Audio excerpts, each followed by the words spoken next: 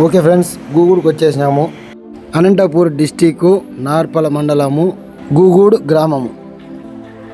పీర్ల సావిడి దగ్గరికి బయలుదేరదాం పదండి.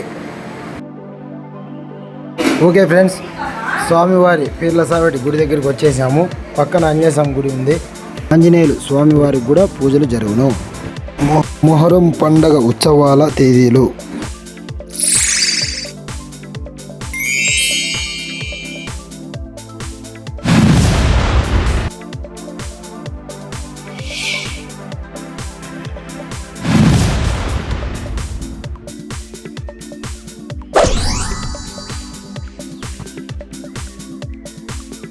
గూగూడు కుల్లాయి స్వామివారికి ప్రతిరోజు చదివింపులు జరుగును. లోపల ఎలా ఉందో చూద్దాం రండి. లోపలకు వెళుతున్నట్లే స్వామివారి చిత్రపటము కానొస్తుంది.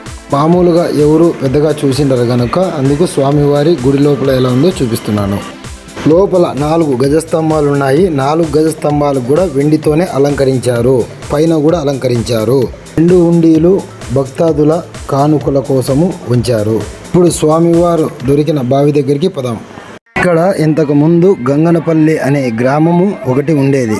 కొండయ్య అనే మేకల కాపరి నీళ్లు తాగేదాని కోసము బావి దగ్గరకు వచ్చాడు. లోపల నుంచి పీర్ల ధ్వని వినిపించేసరికి భయపడి పరుగున పోయి బావి మాట్లాడుతుందని గ్రామస్తులతో చెప్పాను. గ్రామస్తులంతా బావి దగ్గరకు వచ్చి నువ్వు దైవమా అని అడిగారు.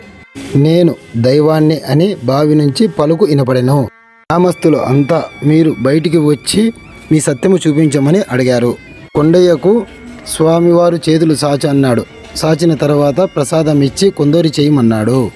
కొండయ్యను స్వామివారు బావిలో దిగుమనగా స్వామివారు కొండయ్య చేతిలోకి వచ్చారు.